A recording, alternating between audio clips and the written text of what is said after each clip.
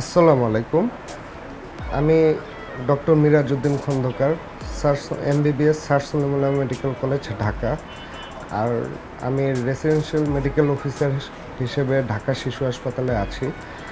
আজকে আমি আপনাদেরকে একটা বাচ্চাদের সবচেয়ে কমন একটা রোগ সম্পর্কে একটু আলোকপাত করব। বাচ্চাদেরকে আমরা ওই খিঁচুনি রোগ, আমরা বাচ্চাদের যদি খিঁচুনি রোগ হয়, আমরা বাবা মায়েরা সবসময় এটা নিয়ে খুবই বিচলিত হয়ে যায়। ঠিক আছে?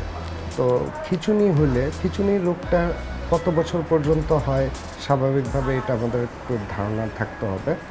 খিঁচুনি রোগটা আপনার বাচ্চার 5 থেকে 6 বছর পর্যন্ত হতে পারে। তো এই রোগটা যদি হয়, মানে যখন খিঁচুনিটা হয়, তখন আমরা বাবা মারা অনেক সময় খুবই বিচলিত হয়ে যায়। তো সেই ক্ষেত্রে যখন খিঁচুনি হয়, তো খিঁচুনিটা স্বাভাবিকভাবেই জ্বর যখন আসে তখন খিঁচুনি হতে পারে। আর জ্বর বেশিরভাগ ক্ষেত্রে জ্বর যেদিন হয় সেদিন প্রথম দিনই খিঁচুনি হওয়ার সম্ভাবনা বেশি থাকে। জ্বরের টেম্পারেচারটা আমরা যদি দেখি 101, 102 এরকম হয়, তাহলে আমরা অবশ্যই বাচ্চাকে জ্বরটা কমানোর ব্যবস্থা করব। জ্বর কমানোর ক্ষেত্রে আমরা নাপা সিরাপ খাওয়াইতে পারি, তারপরে প্যারাসিটামল খাওয়াইতে পারি, তারপরে প্যারাসিটামল সাপোজিটরি দিতে পারি, গা হাত পা মুছে দিতে পারি।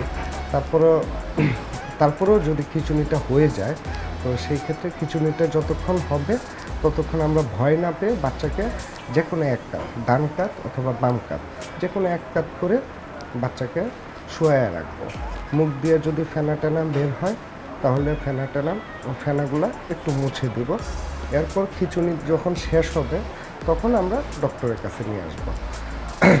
তবে এই জিনিসটা আপনাদেরকে এনশিওর করা যায়, বেশিরভাগ ক্ষেত্রে খিঁচুনিটা 5 থেকে 6 বছর পর্যন্ত হয়ে থাকে। আর খিঁচুনিটা হইলে আমরা ওই খিঁচুনিটা যখন শেষ হবে তখন আমরা ডক্টরের কাছে নিয়ে আসব। এর মাঝে আমরা খিঁচুনি যখন হবে তখন আপনি তো খিঁচুনিটা বন্ধ করতে পারবেন না। এটা বেশিরভাগ ক্ষেত্রে 5 থেকে 6 মিনিট বা 15 মিনিটের কম বেশিরভাগ ক্ষেত্রে হয়ে থাকে। তো 15 মিনিটের মধ্যে খিঁচুনিটা যখন শেষ হবে তখন আমরা ডক্টরের কাছে নিয়ে আসি। সবাইকে ধন্যবাদ এতক্ষণ আমার সাথে থাকার জন্য। পরবর্তীতে আবার দেখা হবে আপনাদের সাথে অন্য কোনো গুরুত্বপূর্ণ বিষয় নিয়ে। আজকের মতো এখানেই ইতি টানছি। আল্লাহ হাফেজ।